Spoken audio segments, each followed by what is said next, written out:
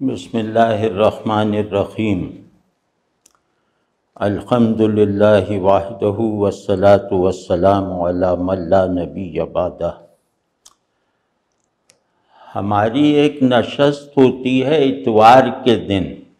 برسوں سے ہو رہی ہے آن لائن، تو اس میں جو ہمارے دوست باہر رہتے ہیں امریکہ وغیرہ میں وہ شریک ہوتے ہیں، اور چونکہ وہ لوگ وہاں بہت دنوں سے ہیں، وہاں کی تعلیم مطلب اعلیٰ تعلیم یافتہ ہیں وہاں کے حساب سے بھی، اور اس کے ساتھ ساتھ اللہ کا ان پر فضل ہے کہ نہایت مخلص دیندار بھی ہیں۔ تو لیکن یہ کہ ان کا جو پرسپیکٹو ہے دین کے بعض تھیمز کے بارے میں ان کی جو پرسپشن ہے وہ ہم لوگوں سے مختلف ہے، اور چونکہ وہ سنجیدہ ہیں دین کے معاملے میں، دینی زندگی گزارنے کی خواہش میں سچے ہیں، تو ان کے سوالات ان کی خواہش کی سچائی اور ان کے علم کے ملنے سے پیدا ہوتے ہیں، وہ علم جو جدید علم ہے۔ تو وہ لوگ کچھ سوالات کر رہے ہیں، اور وہ میں چاہ رہا ہوں کہ ان سوالات پر ہم گفتگو کریں اور آپس میں بھی اس پہ غور کریں، تو امید ہے کہ شاید کوئی صورت نکل آئے۔ تو یہ بس ذہن میں رہے کہ یہ سوالات انتہائی جدید تعلیم یافتہ لوگوں کی طرف سے ہیں، جو اسلام کے ساتھ اپنی اسلامی زندگی کے ساتھ ہم سے زیادہ سنجیدہ اور حساس ہیں۔ تو ایک صاحب نے ان میں سے کسی وقت پوچھا تھا کہ شرک کیا ہے، کیا شرک اور شرک کے علاوہ دہریت کی بھی کوئی مابعد طبیعی اساس ہوتی ہے؟ دہریت کا مطلب کلاسیکل مطلب ہوتا ہے مادے کو قدیم سمجھنا، کائنات کو غیر مخلوق ماننا، تو اس کو کہتے ہیں دہریت۔ تو یہ کیونکہ اب سائنس دین دہریت ہے، ہر سائنسی علم جو کائنات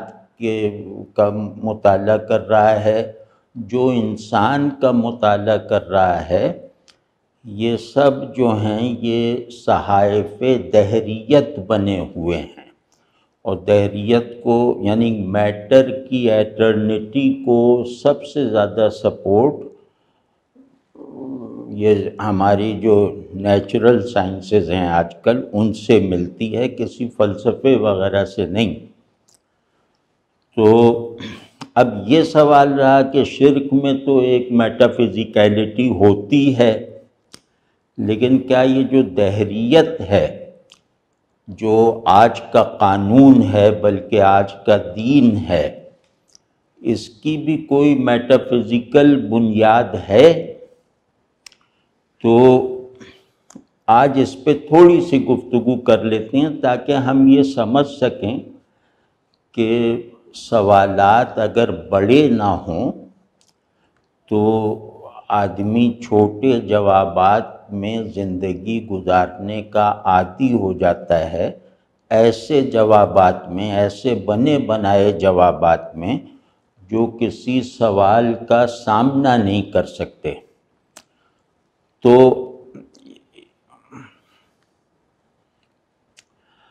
اب اس کے جواب کو طول دینے کی بجائے اس سوال کے جواب کو اس کے دو ایک نقطوں پر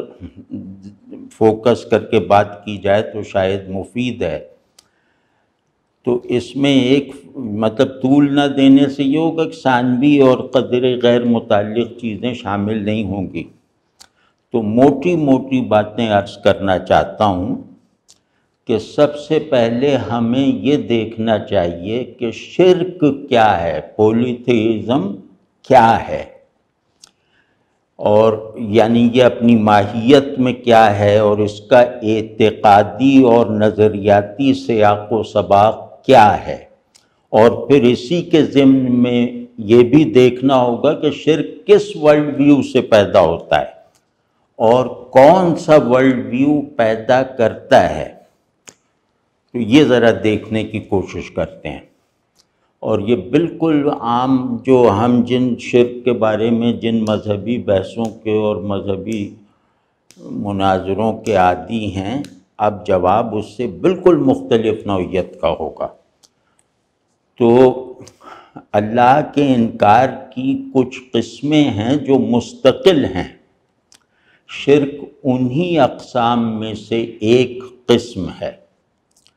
تو اللہ کا انکار جو ہے، ایک تو وہ ہوتا ہے جو طبیعی، فزیکل اور تجربی یعنی امپیریکل علم کی اساس پر کیا جاتا ہے، یعنی موجود وہی ہے جو محسوس ہے، محدود ہے وغیرہ۔ تو تجربیت کے دائرے سے یعنی امپیریسزم کے دائرے سے باہر مفروضات ہیں، موجودات نہیں، کوئی وجود نہیں ہے، بس گویا عدم ہی عدم ہے۔ یہ دہریت کا بنیادی جو ہے وہ اصول ہے یا بنیادی نظریہ ہے۔ تو اللہ کے انکار کی دوسری قسم وہ ہے جس میں مادہ استدلال یا مادہ انکار وہ مطلب دہریت کی طرح محض امپیریکل اور فزیکل نہیں ہوتا، بلکہ وہ میٹافزیکل، ایک طرح کی میٹافزیکیلٹی ضرور رکھتا ہے۔ تو اس روایت میں یعنی کہ انکار کی دوسری روایت میں کائنات کی مابعد الطبیعی حقیقت کو مانا جاتا ہے، لیکن اس میں کوئی ایسا عنصر پیدا ہو جاتا ہے جس کی وجہ سے اس روایت کے نظام اعتقاد میں اللہ کی جگہ باقی نہیں رہتی، یا جو جگہ اللہ کے لیے تجویز کی جاتی ہے وہ اللہ کی جگہ نہیں ہوتی۔ مثلاً یہ روایت اللہ کے لیے جو مقام تجویز کر رہی ہے، اس مقام پر اللہ واحد نہیں رہ جاتا۔ تو شرک کے یہی تین زاویے ہیں جن میں مشترک بات یہ ہے کہ اللہ کو مانا تو جاتا ہے مگر اس طرح کہ پھر وہ اللہ نہیں رہتا۔ تو یعنی جیسے اسم کو مان رہے ہیں، مسمى کا انکار کر رہے ہیں۔ تو ابتدائی زمانوں سے بیچ کے ادوار تک یعنی رسول اللہ صلی اللہ علیہ وسلم کے زمانے سے کچھ بعد تک اللہ کا ایسا انکار جو ہے وہ زیادہ تر مابعد الطبیعی سطح پر ہوتا تھا، میٹافزیکل دلائل کے ساتھ مابعد الطبیعی اصول پر ہوتا تھا۔ تو اب یہاں یہ بات بہرحال ذہن میں رہنی چاہیے کہ شرک کی ہر نوع میں، ہر قسم میں، ہر برانچ میں وجود الہ کا اقرار ہے مگر وحدت الہ کا انکار ہے۔ تو یہ بات شروع سے آخر تک ملحوظ رہنی چاہیے۔ تو خیر ہم جو عرض کرنا چاہ رہے تھے وہ یہ کہ اللہ کی وحدت کا انکار گویا اس کی ذات ہی کا انکار ہے، مطلب اللہ کی واحدیت اور اللہ کا وجود اس بات کی جہت سے یعنی ہاں کہنے کے زاویے سے یوں کہہ لیں کہ یہ دونوں ہم معنی ہیں، اس کی وحدانیت اور اس کا وجود یہ ہم معنی ہیں، کیونکہ اللہ کی ذات کو جیسی مناسبت ظاہر ہے بالکل سامنے کی مناسبت ہے وجود سے ہے، ویسی ہی بلکہ اس سے کچھ زیادہ مناسبت اپنی احدیت اور واحدیت سے ہے۔ تو اللہ کا واحد ہونا اس کے ذاتی مراتب میں یعنی مراتب ذات الہیہ میں آخر تک برقرار ہے، جبکہ اس کے موجود ہونے کی کنڈیشن یا اعتبار اس کی ذات کے تمام مراتب تک نہیں پہنچتی۔ وہ تمام مراتب کو انسرکل نہیں کرتی اس کی شان وجود. تو یعنی ذات باری تعالیٰ جو ہے وہ وجود سے جیسے ٹرانسینڈنس کی نسبت رکھتی ہے، اس کا ہونا وجود کے اوریجن سے بلند ہے اور پہلے ہے، لیکن اس کی وحدت، اس کی وننس اور احدیت یعنی اس کی یونیکنس یہ اس کی ذات میں ہے. اور اسماء و صفات کے تمام حقائق کے لیے گویا یہ وحدت ذاتی جو ہے وہ ایک واحد بنیاد کی حیثیت رکھتی ہے. اور اللہ کو یہ تھوڑا سا ایک ٹیکنیکل بات ہے لیکن اپنی روایت کو سمجھنا چاہیے کہ اللہ کو ماننے کی کوئی سطح ایسی نہیں ہو سکتی جو اس کی شان احدیت سے مشروط نہ ہو. اور دوسری طرف اللہ کو وجود سے بھی ماورا ماننا عقلاً ضروری ہے اور عملاً ممکن ہے. یعنی ذات الہیہ کی سب سے بنیادی اور مطلق مناسبت اپنی وحدت اور احدیت سے ہے. لہٰذا جیسے عرض کیا کہ اس کی وحدت کو نہ ماننا ایسا ہی ہے جیسے خود اس کو نہ ماننا. تو خیر یہ تو قدیم روایت کے سیاق و سباق میں تھا. اب جو ہے جس زمانے میں ہم ہیں وہ کلاسیکل شرک کا زور تو ٹوٹ چکا ہے اور اس کی کچھ ٹوٹی پھوٹی صورتیں کہیں کونے خدرے میں رہ گئی ہوں تو کہہ نہیں سکتے، لیکن اس کا پھیلاؤ بڑی حد تک غائب ہو چکا ہے. لیکن وہ ورلڈ ویو جو شرک کو پیدا کیا کرتا تھا، یا یوں کہ دوسری طرح بھی صحیح ہوگا کہنا کہ یا جو جس نے شرک سے جنم لیا تھا آج بھی مؤثر انداز سے اپنا وجود برقرار رکھے ہوئے ہے. لیکن اس فرق کے ساتھ مطلب ان وجود تو برقرار ہے مگر ایک بہت جوہری فرق کے ساتھ ہے کہ پہلے شرک جو تھا، کلاسیکی شرک جو تھا، وہ توحید سے متصادم تھا اور اب توحید میں شامل ہو چکا ہے. یہ ہے وہ بات جو مذہبی ڈسکورس میں اب آنی چاہیے. حالات بدل گئے ہیں، اب آنی چاہیے یہ بات. تو پہلے مشرک اور مومن ایک دوسرے سے بالکل ممتاز تھے، مگر اب یہ امتیاز رفتہ رفتہ مدھم ہوتا جا رہا ہے. اور مطلب مدھم ہوتا جا رہا ہے، اس کا مطلب یہ کہ مومن سے شرک کی نفی کرنا مشکل ہو گیا ہے اور مشرک سے جو ہے وہ الوہیت پر ایمان کے عنصر کو خارج کرنا دشوار ہو گیا ہے. تو اب کیونکہ شرک میں ایک مابعد الطبیعی پن ہوتا ہے، میٹافزیکیلٹی ہوتی ہے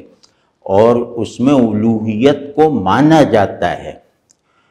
تو مشرک جو ہے نا وہ کچھ خداؤں کا بندہ ہوتا ہے. تو جہاں بھی بندگی کا عنصر غالب ہوگا وہاں میٹافزکس لازم ہے. تو مشرک بھی الوہیت کو مانتا ہے، لہٰذا اس کے اندر شرک کے اندر پولیتھیزم کے اندر ایک چیز سی ہوتی ہے جس کو استعمال کر کے یہ روایت ایمان کی روایت میں داخل ہونے کا ایک راستہ ڈھونڈ لیتی ہے. شرک کی روایت میں چونکہ مابعد الطبیعی امور اور حقائق میں ایک شدت حضور ہوتی ہے، یعنی ایک بہت اسٹرانگ ویو آف پریزنس ہوتی ہے. تو اس لیے اس روایت کا یعنی کسی اندیکھے وجود کی پریزنس جس روایت کا خاصہ ہے تو وہ روایت جو ہے اس کا تعلق باللہ کے دائرے میں ایک نفسیاتی رخ سے داخل ہو جانا ممکن ہے، جیسے وہ غالب کا شعر ہے نا کہ وفاداری بشرط استواری اصل ایمان ہے، مرے بت خانے میں تو کعبے میں گاڑو برہمن کو۔ تو یہ نفسیاتی رخ سے داخل ہونے کا ایک جیسے منظر ہے۔ تو انسان کی، ہم سب جانتے ہیں کہ انسان کی نفسیاتی ساخت کچھ ایسی ہے کہ اللہ کو اس کی پیور ٹرانسینڈنس اور اس کی ہڈننس، اس کے غیاب کے ساتھ مان لینے کے باوجود اسے دیکھنے اور اس کے حضور میں رہنے کی تمنا کمزور نہیں پڑتی۔ یہی تمنا اگر ضد کی صورت اختیار کر لے، اصرار کی شکل میں ڈھل جائے، تو شرک کی دیمک کو ایمان کے درخت میں جگہ بنانے کا، گھسنے کا راستہ مل جاتا ہے، اور عین ممکن ہے کہ مالی جو اس درخت کا مالی ہے، یعنی وہ شخصیت کا جو مالک ہے، وہ اس ساری کارروائی سے بالکل بے خبر رہے کہ جس درخت کی دیکھ بھال میں کر رہا ہوں، جسے میں نے اگایا ہے، جسے میں پانی دیتا ہوں، اس میں اس درخت کے دشمن داخل ہو چکے ہیں، وہ بھی ممکن ہے بے خبر رہے۔ تو یعنی آدمی شرک کا قصد کیے بغیر اس روایت کی بعض تاثیرات کو اپنے اندر انجانے طور پر بھی جذب کر سکتا ہے۔ یہی وہ چیز ہے جو شرک کی روایت کو بہت بڑی حد تک مسترد ہو جانے کے بعد بھی برقرار رہنے میں مدد فراہم کرتی ہے۔ تو شرک کا جو رد ہے، یعنی شرک کی تردید جو ہے، وہ تو ظاہر ہے کہ ذہنی اور ارادی سطح پر ہے، ایسا ہی ہوتا آیا ہے، مگر اس کی تاثیر کی جو در و بست ہے، تانا بانا ہے، وہ وجودی، نفسیاتی اور احوالی ہے، جس کی طرف ذہن اور ارادے کو متوجہ ہونے میں اگر کامیابی ہو بھی جائے تو اس وقت تک خاصی دیر ہو چکی ہوتی ہے۔ تو اجتماعی اسکیل پر بھی شرک ایمانی ورلڈ ویو کا بہت بنیادی حصہ بننے میں کامیابی حاصل کر لیتا ہے۔ یہ مطلب بہت زیادہ فکر کرنی چاہیے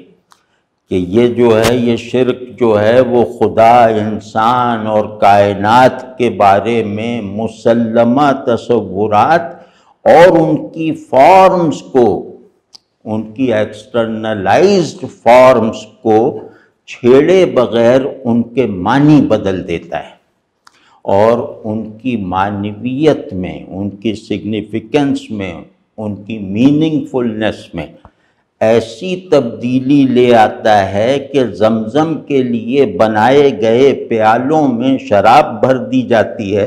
اور ان پیالوں سے سیراب ہونے کا معمول رکھنے والوں کو اس تبدیلی کا پتہ بھی نہیں چلتا۔ تو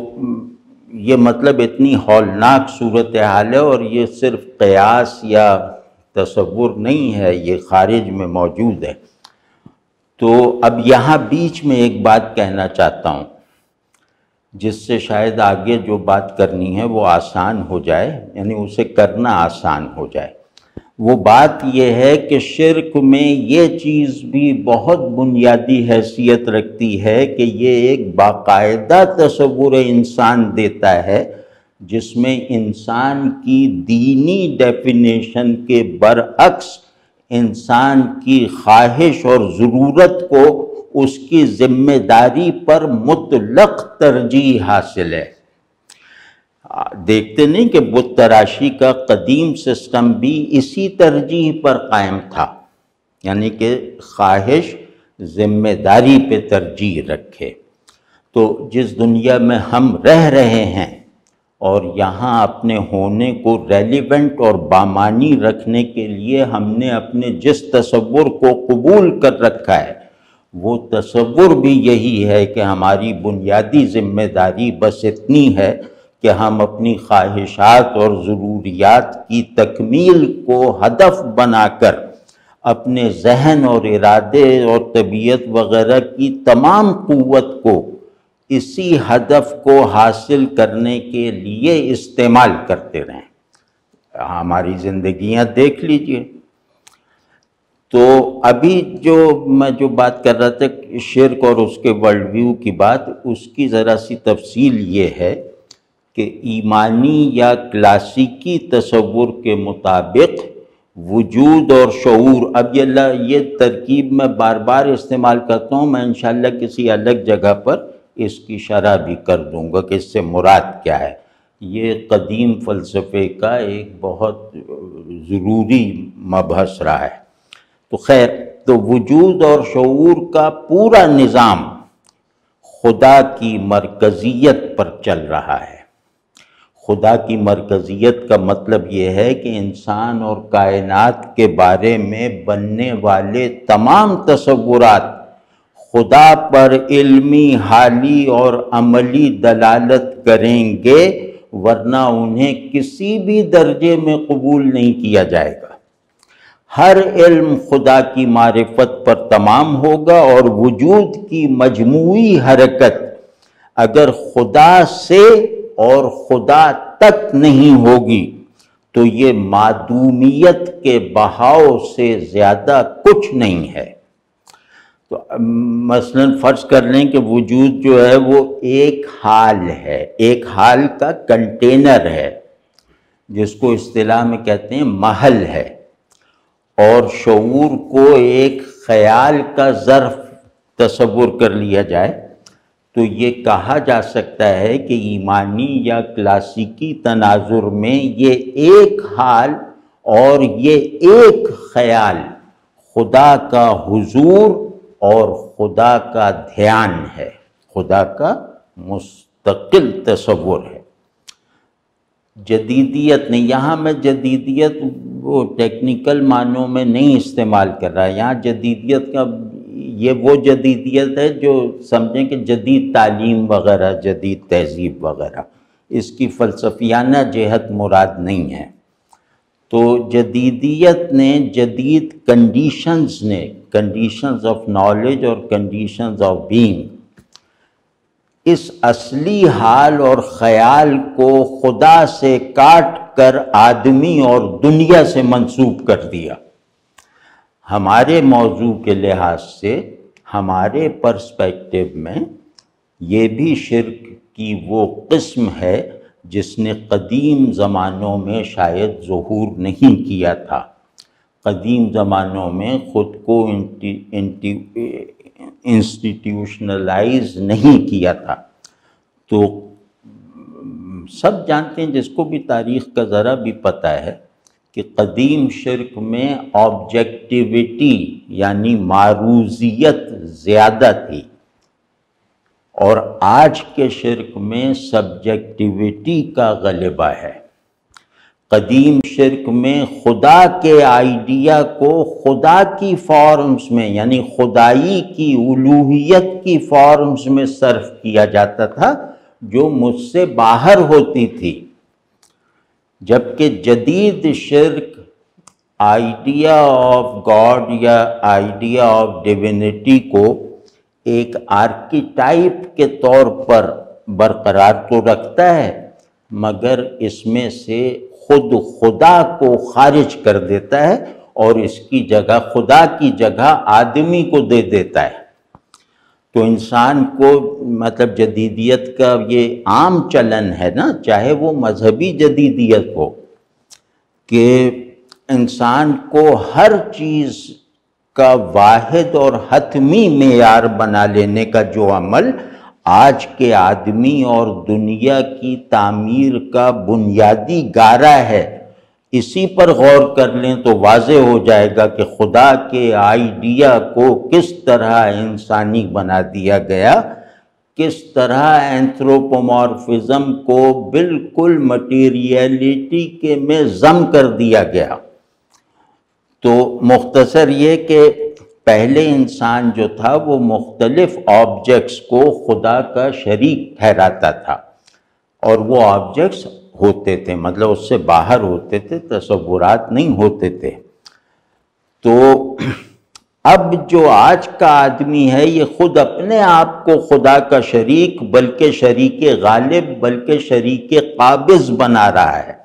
اور اسی بنیاد پر اپنے اندر اور باہر کی دنیا کا نظام چلا رہا ہے۔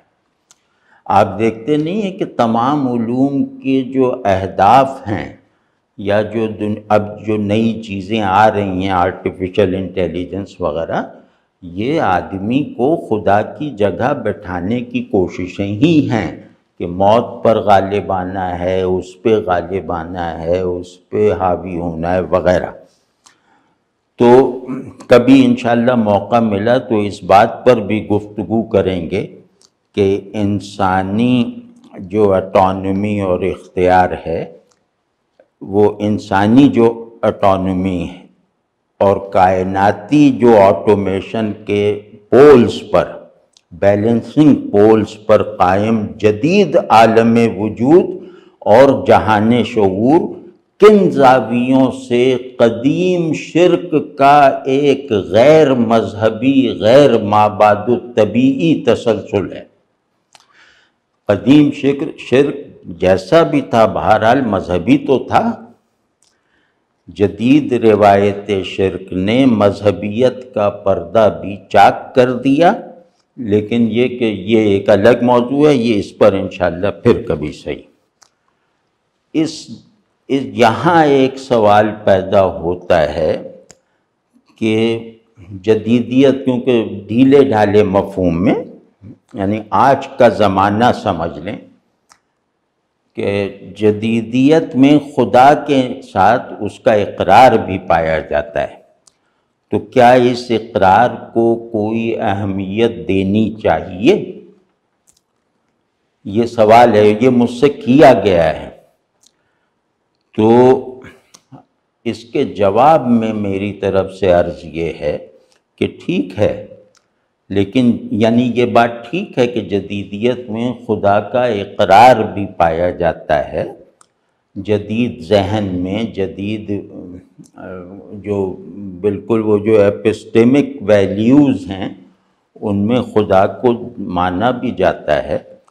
لیکن جدیدیت میں خدا کو جس طرح مانا جاتا ہے وہ انکار ہی کی ایک صورت ہے، ایک سٹل صورت ہے۔ یعنی خدا ایک مفروضہ ہے جو زندگی کو اچھا بنانے میں کارآمد ہو سکتا ہے۔ یہ وہ جیسے کنفیوشس نے کہا تھا نا کہ شاعری کوئی بری چیز نہیں ہے، اس سے بچوں کو پرندوں کے نام یاد ہو جاتے ہیں۔ اب اس نے شاعری کی اس طرح تحقیر کی ہے۔ تو جدیدیت سے بننے والے ذہن میں مذہب کا سارا رول جو ہے وہ انسان کی خواہشات کو ایک مثبت رخ سے ایک اخلاقی بنیاد پر پایۂ تکمیل تک پہنچانا۔ تو یہ وہ درجہ اس بات ہے جو جدیدیت سے بننے والی دنیا کے کچھ ہی گوشوں میں پایا جاتا ہے، پوری جدید دنیا کا یہ مذہب نہیں ہے۔ تو اسی سے آپ اندازہ کر لیں کہ خدا کو اس طرح ماننا کیا حیثیت رکھتا ہے، یعنی خدا کو مفروضے کے طور پر مان رہے ہیں اور اسے خدا بننے کی اجازت نہیں دے رہے۔ تو یہ تو ہمارے نزدیک، اور یہی جو ہمارا یہ جو پرنسپل پرسپیکٹیوز میں سے ایک ہے، یہی ہماری حفاظت کر سکتا ہے اب کہ انسان اخلاقی وجود ہے اور کائنات کی حیثیت علامتی ہے، یعنی کائنات کو کہہ لیں کہ یہ علامتی وجود ہے۔ علامتی سے مراد یہ ہے کہ کائنات کل کی حیثیت سے بھی اور اپنے اجزاء میں بھی علامت ہے اور علامتوں کا مجموعہ ہے۔ کائنات کی حقیقت تک پہنچنے کا ہر عمل اس کے مخلوق ہونے کی مزید تفصیلات تک پہنچنے کا عمل ہوگا۔ مطلب انسان کا اخلاقی وجود ہونا اور کائنات کا مخلوق ہونا، ان کی تحقیق اور تجزیے کا ہر عمل انہی دو مسلمات پر ممکن ہے۔ تو ایک اور سوال بھی مطلب آج جیسے ہم وہاں سے سوالات لے کے اس کے جوابات عرض کر رہے ہیں اور اس میں آپ کو بھی شریک کر رہے ہیں، تو ایک صاحب نے یہ سوال اٹھایا ہے کہ آج کی صورتحال میں ہمیں مخالف مذہب تہذیبوں سے کوئی نتیجہ خیز مکالمہ کس طرح کرنا چاہیے۔ اب اس میں میری گزارش یہ ہے کہ پہلی بات تو یہ سمجھ لینی چاہیے کہ اس مکالمے کے لیے جنہیں آپ اپنا مخاطب بنا رہے ہیں ان کے نزدیک حق و باطل اور صداقت اور غیر صداقت وغیرہ یہ بالکل اضافی چیزیں ہیں، ریلیٹیو ہیں، ایبسلیوٹ نہیں ہیں۔ تو ایسا مکالمہ جس میں وہ آپ سے کچھ کہیں اور آپ ان سے کچھ کہیں اب شاید ممکن نہیں رہا۔ آپ کو اپنے طور پر اپنے ہی دائرے میں رہتے ہوئے اپنا ورلڈ ویو مؤثر انداز سے دینا ہے، پیش کرنا ہے، اور اپنے تصور انسان کو عمل میں لانا ہے۔ یہی ایک صورت رہ گئی ہے جسے سنجیدگی اور استقامت کے ساتھ اجتماعی طور پر اختیار کر کے ہی ہم زلزلوں سے بھری ہوئی اس زمین پر قدم جما سکتے ہیں۔ ہمیں سب سے پہلے، اللہ جانتا ہے انشاءاللہ یہ بات ٹھیک ہے، کہ ہمیں سب سے پہلے اپنے نفسیاتی اسٹرکچرز اور اپنے معاشرتی نظام کو بہتر اور پرکشش اور خوبصورت بنانا ہے، ایک خوشحال معاشرہ بنانا ہے، مضبوط معاشرہ بنانا ہے، مہذب معاشرہ بنانا ہے۔ یعنی ہمیں سوسائٹی کو اخلاق، علم اور طاقت کے ستونوں پر مضبوطی سے کھڑا کرنا ہے، اور ان ستونوں کی تعمیر کا سامان اپنے دین سے لینا ہے۔ سمجھ گئے نا کہ ایک متوازی نظام وجود بنائے بغیر اور دنیا کو اس کا شاہد بنائے بغیر اس وقت کسی کام کی کوئی حیثیت نہیں ہے۔ متوازی نظام وجود سے مراد ہے کہ جو جدیدیت کے نظام وجود سے پیرلل آپ ایک نظام بنائیں جو اس سے لا تعلق رہے، تصادم میں بھی نہ رہے۔ تو مطلب کوئی کام ایسا نہیں ہے جو ہماری دینی اور تہذیبی بقا کے پروجیکٹ میں کوئی بڑا کردار ادا کر سکے۔ ہماری کوئی بھی سرگرمی، وہ سرگرمی چاہے باطنی ہو، چاہے عملی ہو، چاہے ذہنی ہو، کوئی سرگرمی ایسی نہیں ہے جو ہمارے دین اور تہذیب کی بقا میں معاون ہو سکے۔ تو اس کا اگر ہم نے اب بھی خیال نہ کیا تو مطلب ہمارا سروائیول اسی طرح یقینی ہے جس طرح ابھی رات کے بعد صبح کا آنا یقینی ہے۔ تو انہی صاحب نے جنہوں نے ابھی یہ پوچھا تھا، ان کا دوسرا استفسار یہ ہے کہ ہمارے یہاں اہل دین اور اہل دنیا میں جو پولرائزیشن ہو گئی ہے اس کے خاتمے کے لیے کیا کیا جائے، اور ایسے لوگ کس طرح پروڈیوس کیے جائیں جو اس پولرائزیشن کا حصہ نہ بنے۔ یعنی یہ جو دو لخت ہو گئے ہیں مسلمان کہ جدید تعلیم یافتہ نمازی اور مذہبی نظر آنے والا نمازی، تو ان سے کیسے ہم ان کے درمیان جو ایک تضاد کی نسبت پیدا ہو گئی ہے اسے کیسے ختم کریں۔ تو ہم کیونکہ یہ صاحب جو ہیں یہ شاید ڈنمارک میں رہتے ہیں تو اور وہیں کے رہنے والے ہیں، وہیں شاید پیدا ہوئے ہیں، تو انہیں شاید یہاں کا اندازہ پورا نہیں ہے۔ تو اس طرح کی ایبسلیوٹ پولرائزیشن ہمارے یہاں اللہ کا فضل ہے کہ ابھی نہیں ہوئی ہے۔ جدید تعلیم یافتہ اور دنیا میں کامیاب لوگوں کے اندر بھی اعلیٰ دینداری کے نمونے مل جاتے ہیں،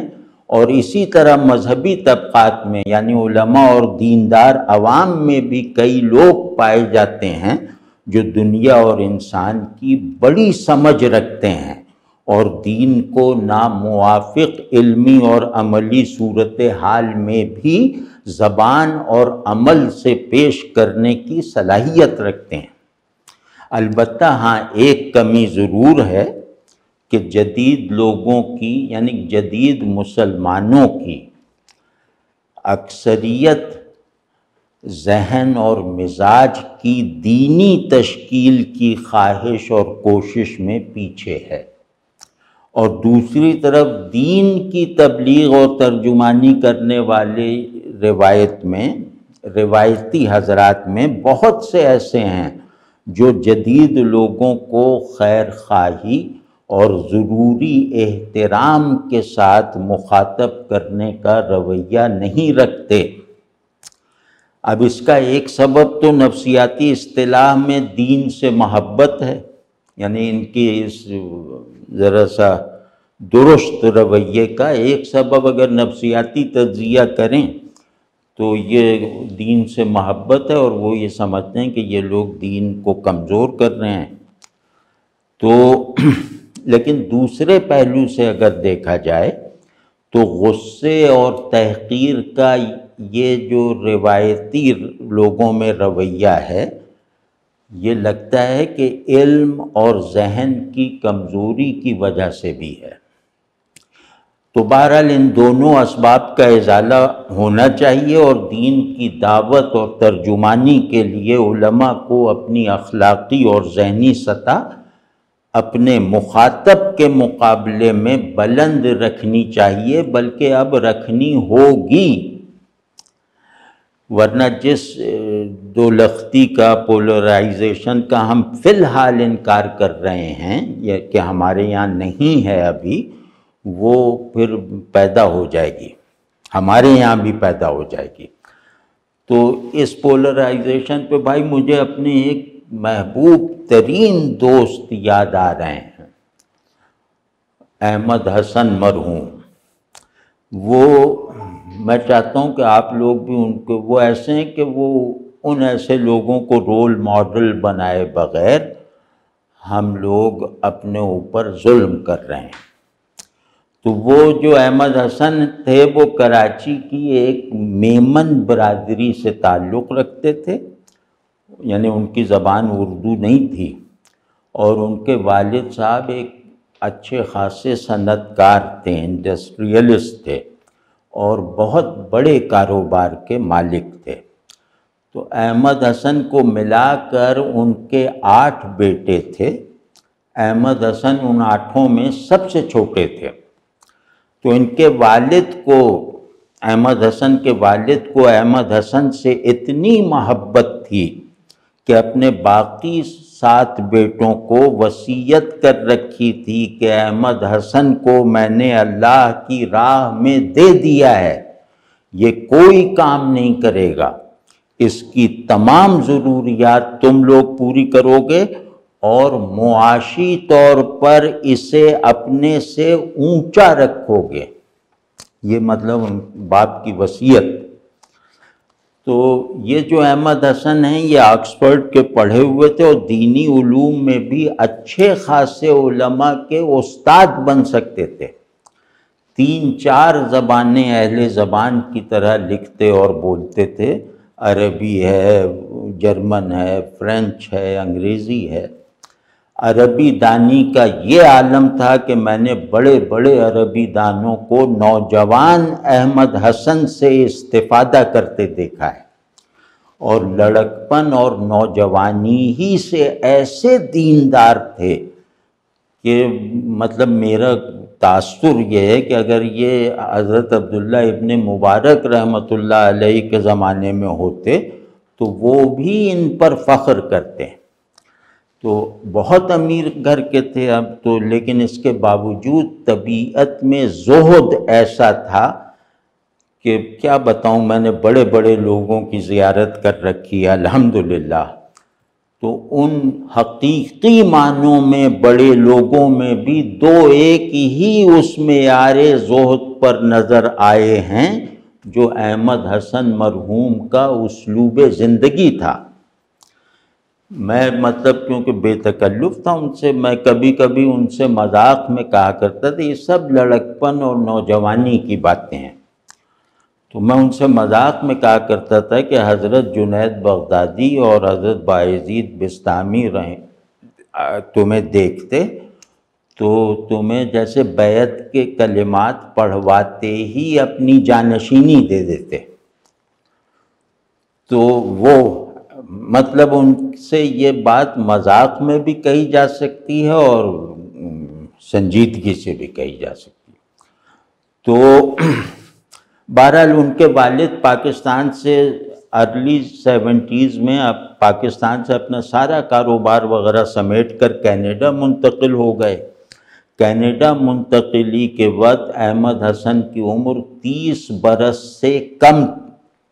رہی ہوگی. تو احمد اور یہ کینیڈا اور فرانس دونوں ملکوں میں رہتے تھے، اور والد کی وصیت یا حکم کے مطابق ہر معاشی مصروفیت سے ان کے انتقال کے بعد احمد حسن کو ان کے بھائیوں نے فارغ رکھا، آزاد رکھا. بس تبلیغ دین کا کام کرتے تھے، اور طریقہ کار یہ تھا، یہ ذرا سب غور سے دیکھیے کہ کسی شعبے کے کسی بڑے آدمی سے ملاقات کا وقت لیتے تھے اور پھر اس کے ساتھ ملاقاتوں کا ایک سلسلہ شروع ہو جاتا تھا. 10-15 یا کچھ اس طرح کی تعداد میں ملاقاتوں اور مکالموں کے بعد ایسا کم ہوتا تھا کہ وہ شخص اسلام نہ قبول کرے. ان کا انداز یہ تھا کہ مثلاً ایک صاحب کسی بڑی یونیورسٹی میں شعبہ فزکس کے سربراہ ہیں، ان سے وقت لے کر ملے اور پھر ایک تعلق پیدا کر لیتے تھے ان کے ساتھ. کچھ اور کوئی مذہبی بات پہلی ملاقات میں نہیں کرتے تھے.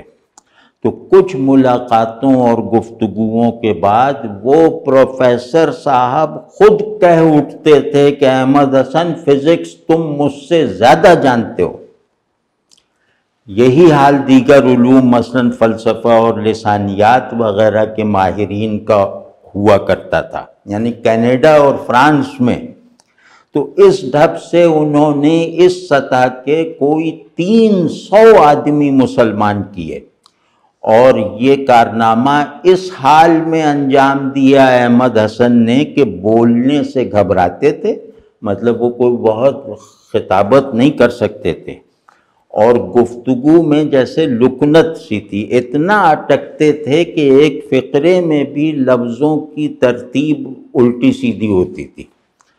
5-7 جملوں سے زیادہ ان سے بولا ہی نہیں جاتا تھا، اور وہ بھی بالکل بے کشش انداز میں، جیسے انہیں کوئی دلچسپی نہیں بولنے سے، بالکل بے کشش. اور اصل میں یہ ان کا علم اور اس سے بڑھ کر اخلاص تھا، جس کی بدولت ان کے 4 ٹوٹے پھوٹے فقرے 4 کتابوں پر بھاری ہوا کرتے تھے. لیکن اگر آپ جیسے میں ایک مثال دیتا ہوں کہ ہائیڈگر ایک زمانے میں ہم لوگ نوجوان تھے، یہ 71 کا واقعہ ہے. تو ہائیڈگر اس زمانے میں ایک فیشن بن گیا تھا، کم از کم کراچی کی حد تک.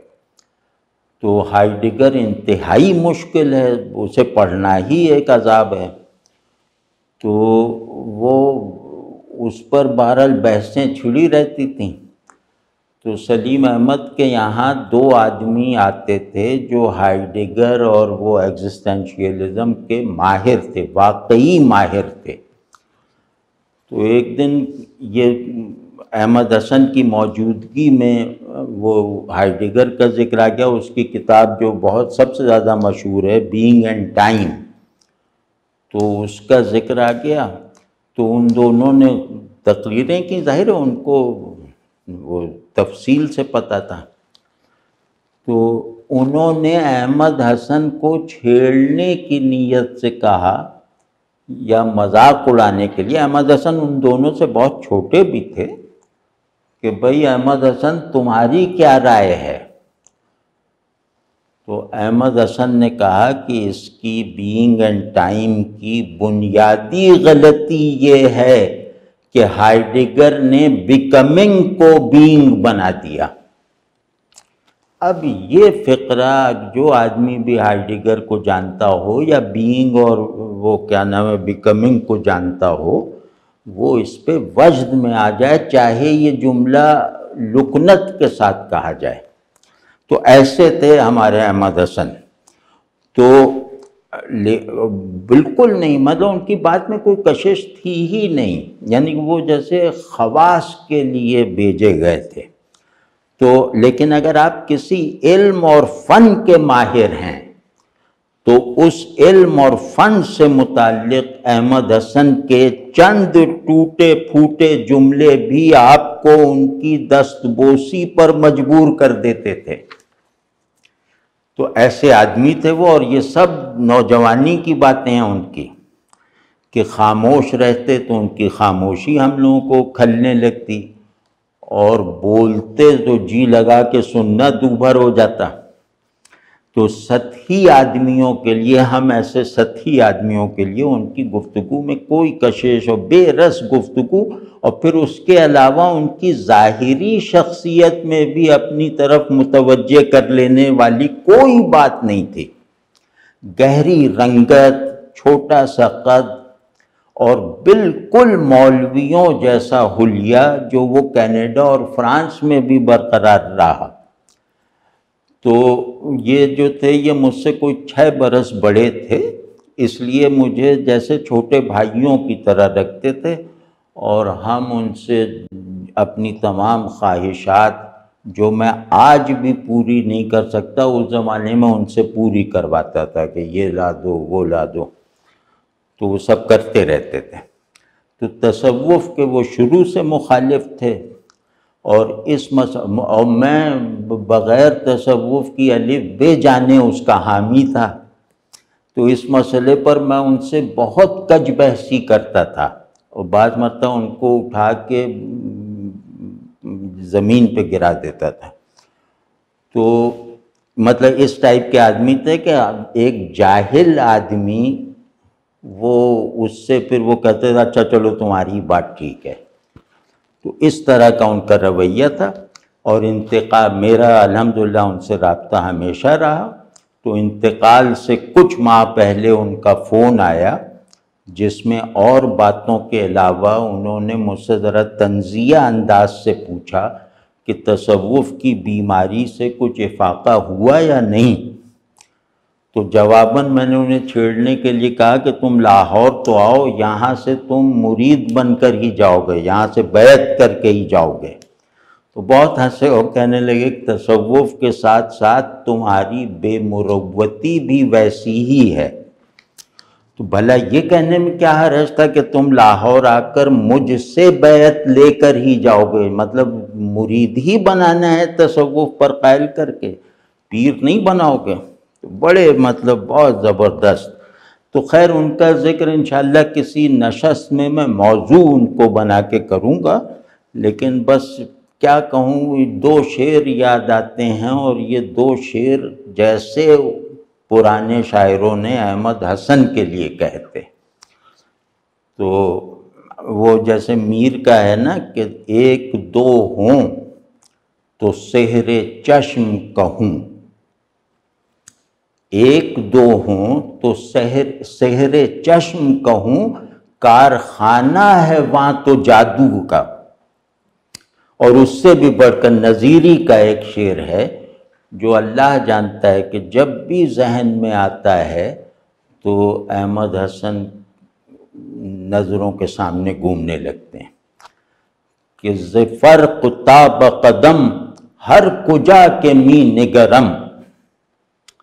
کرشمہ دامن دل می کشد کے جا انجاست، کہ میں آپ سر سے پاؤں تک انہیں، جہاں بھی میری نظر سر سے پاؤں تک ان پر پڑتی ہے، یعنی سر سے لے کر پاؤں تک میری نظر ان پر جہاں بھی پڑتی ہے تو وہاں ایک کرشمہ ہے، ایک جادو ہے جو دل کا دامن پکڑ کے کھینچتا ہے کہ بس یہیں رک جا، یعنی ہر کمال مکمل تھا ان کا۔ اور احمد حسن مطلب واقعی ایک کرشمہ زار تھے، وہ کرشمات کا کھیت تھے۔ تو خیر مطلب یہ کہ ابن احمد حسن کی مثال اس لیے بیچ میں آ گئی کہ اس سے ہمیں یہ سمجھنے میں آسانی ہو جائے گی کہ اگر آپ کارآمد آدمی ہیں تو کوئی خاص حلیہ آپ کے کام میں رکاوٹ نہیں بنتا۔ احمد حسن تو بھائی کاندھے پر رومال ڈالے رکھتے تھے اور وہ ہوائی چپل پہنتے تھے، تو انہیں تو کسی پروفیسر اور پتہ نہیں ڈاکٹروں سے ملتے تھے بڑے بڑے وہاں پر، تو کسی نے ان سے یہ نہیں کہا کہ تم یہ کس حلیے میں مجھ سے ملنے آ جاتے ہو۔ اور میرا بھی تجربہ ہے کہ میری داڑھی ٹوپی حلیہ جو ہے یہ مجھے جینز پہننے والوں کے درمیان بھی اجنبی نہیں بناتا، کیونکہ مجھے بھی پتہ ہے اور انہیں بھی احساس ہے کہ ہم ایک دوسرے کے خیر خواہ ہیں۔ یقین رکھیں کہ اکثر لوگ آپ کا حلیہ نہیں دیکھتے، وہ تو بس یہ دیکھتے ہیں کہ آپ ذہنی طور پر اور اخلاقی سطح پر اور جمالیاتی لحاظ سے ان کے مقابلے میں بہت زیادہ پسماندہ تو نہیں ہیں اور ان کی مخالفت میں کسی جاہلانہ ہٹ دھرمی میں مبتلا تو نہیں ہیں۔ تو اگر جدید ترین لوگوں کو بھی یہ معلوم ہو جائے کہ آپ انہیں کچھ سکھا سکتے ہیں یا ان سے کچھ سیکھ سکتے ہیں تو ان کے رویے میں آپ کے لیے کوئی غیریت نہیں ہوگی۔ یہ میں تجربے کی بات کہہ رہا ہوں۔ تو ہمارے جو موجودہ مذہبی طبقات خصوصاً عوام میں جو مذہبی ظواہر پر زور ہے، ان ظواہر کو لازم سمجھنے والے لوگوں میں اکثر کا یہ مسئلہ ہے کہ معاشرے میں دوسرے لوگ انہیں ذہنی طور پر خود سے کمتر سمجھتے ہیں اور ان پر یہ اعتماد نہیں رکھتے کہ یہ ہمارے خیر خواہ ہیں۔ مسائل یہاں سے پیدا ہوتے ہیں، دوریاں یہاں سے جنم لیتی ہیں۔ تو یہ جو جدید طبقہ ہے یعنی جدید تعلیم یافتہ مسلمان، یہ ہمارے معاشرے کی یعنی دین کے مطلوبہ معاشرے کی تشکیل میں ہم سے زیادہ حصہ لے سکتے ہیں۔ یعنی پاکستان کے جدید طبقات یعنی جدید تعلیم یافتہ طبقات، میرا مشاہدہ ہے کہ تقریباً تمام مسلم ممالک کے جدید تعلیم یافتہ طبقات کے مقابلے میں کئی لحاظ سے بہت بہتر ہیں۔ ان میں کئی ایسی خوبیاں ہیں جو عالم اسلام میں کم نظر آتی ہیں۔ مطلب یہ کہ ان کے ایک حصے میں ویسٹرنائزیشن کی رو چلنے کے باوجود ان کی اکثریت اپنی تہذیب اور اجتماعی نفسیات کی بعض اقدار پر ہم سے زیادہ ثابت قدم ہے۔ بڑوں کا ادب اور چھوٹوں پر شفقت کی جو بنیادی ترین معاشرتی قدر ان طبقات میں جدید تعلیم یافتہ طبقات میں آج بھی ایک قابل اعتبار حد تک برقرار ہے، وہ مذہبی طبقات میں نہیں ہے، یعنی تو اس حد تک نہیں ہے۔ تو جدید تعلیم یافتہ لوگوں کی، ہمارے یہاں کے جدید تعلیم یافتہ لوگوں کی اکثریت اب بھی آپ کی بات سکون سے سنتی ہے، کوئی غلطی ان سے ہو جائے خیال کی، عمل کی کوئی بھی، تو اس کی جھوٹ موٹ تعویل نہیں کرتی وہ اکثریت، اور متکبرانہ مزاج نہیں رکھتی۔ ہاں، مذہبی کہلانے والے بعض طبقوں کے، گروہوں کے نہایت جارحانہ رویوں کے رد عمل میں ان طبقات میں بھی اب ایک جارحیت سی آتی جا رہی ہے، لیکن یہ ابھی ان سب پر مسلط نہیں ہوئی۔ اس سے فائدہ اٹھانا چاہیے اور فائدہ پہنچانے کی بھی عاجزانہ کوشش کرنی چاہیے۔ تو ان لوگوں میں، جدید تعلیمی اداروں سے پڑھ کر نکلنے والے، اللہ پر یقین کرنے والے لوگوں میں محبت اور کمٹمنٹ کی صلاحیت معروف مذہبی طبقات کے مقابلے میں کچھ زیادہ ہی ہوگی، کم نہیں ہوگی۔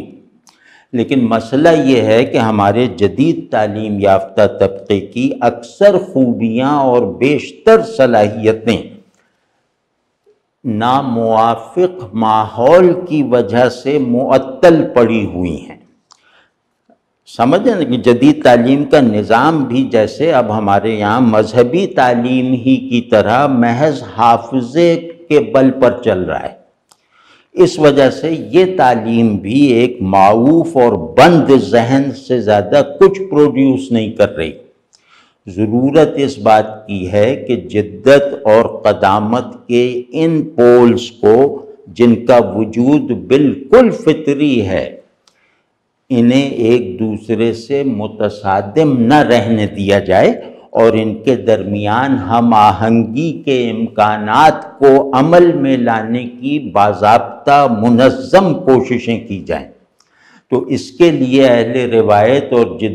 جدت پسندوں کے درمیان کم از کم ایک اخلاقی وحدت ضروری ہے، جس کی بنیاد مساوات کے اجتماعی اصول اور ذمہ داری کی انفرادی قدر پر ہو۔ اس کے لیے مذہبی طبقہ ہو یا جدید، دونوں کو اپنا اپنا کردار ادا کرنا ہوگا اور اپنے درمیان کسی بھی سبب سے کھڑی ہو جانے والی سنگین فصیلوں کو گرانا ہوگا۔ تو اس کے تاہم اپنے درمیانی فاصلے کو ختم یا کم کرنے کے لیے اس دوری کی ذمہ داری دوسرے پر ڈالنے کی بجائے خود پر لینی ہوگی، اپنی اپنی دیوار خود گرانی ہوگی۔ تو اور یہ جو طبقاتی نزدیکی کا منصوبہ ہے، یہ اس منصوبے کو سیلف کریکشن کے جذبے سے آگے بڑھانا ہوگا، اس کے بغیر کوئی سوشل کانٹریکٹ نہیں ہو سکتا۔ تو وہ خرابی دور ہو جاتی ہے۔ آپ لوگوں نے تو ماشاءاللہ بہت تجربہ کیا ہوگا کہ وہ خرابی دور ہو جاتی ہے جس کی ذمہ داری دوسرے پر نہ ڈالی جائے بلکہ خود کو اس کا سبب مانا جائے۔ تو بہرحال ہمارے جدید تعلیم یافتہ طبقات کو بھی ذہنی خلاقی پیدا کرنے اور رد عمل کی نفسیات سے نکلنے کی فوری اور شدید ضرورت ہے۔ اب یہ دیکھیں گے کہ یہ ضرورت کب اور کیسے پوری ہوتی ہے۔ سر دست اس ضرورت کا شعور اور احساس ہی پیدا ہو جائے ان طبقات میں،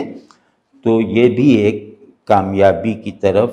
کم از کم ایک پہلا قابل اعتماد قدم ہوگا۔ تو ضرورت کا احساس جتنا شدید اور اس کا شعور جتنا صحیح ہوگا، ضرورت کی تکمیل اتنی ہی آسان ہوتی جائے گی۔ تو بس اللہ ہم سب کو توفیق دے کہ اپنے حصے کا کام کریں اور اپنے کام سے خود کو خارج رکھیں۔ خود سے میں تو بار بار عرض کرتا ہوں کہ خود سے بلندی اختیار کر لینا انسان کی بہت بڑی طاقت ہے۔ ہمیں فی الحال اس طاقت کا استعمال نہیں آتا۔ اللہ کرے کہ جلد سیکھ جائیں۔